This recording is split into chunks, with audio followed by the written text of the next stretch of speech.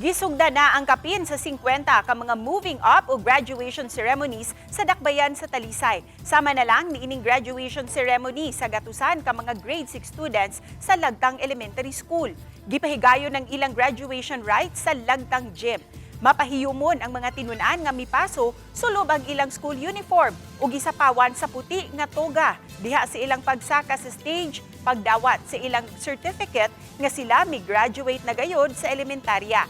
Kining mga pahiyom usab sa ilang mga magtutudlo ang misugat usab sa mga bata ubos sa stage. Matud ni Rosario Joko sa DepEd Talisay City Division Office nga gipaningkamutan gayud nga karon ug ugmang adlaw mahuman ang mga end of school year rites pagsunod kini sa mando sa National Office. Gawa sa pipila ka mga barangay ug SK officials, wa hinuoy mga city officials ug mga politiko sa maong mga ceremonies. Samtang Talisay City Police nagpatuman og patrolya sa mga lugar nga pahigayunan sa end of school year ceremonies. Matud ni Police Lieutenant Colonel Myla Maramag nga wa man sila'y request nga nadawat gikan sa DepEd apan sila na mismo ang nag-andam sa security plan lakip na sa mga private schools. So we will coordinate and do the security plan intended for them.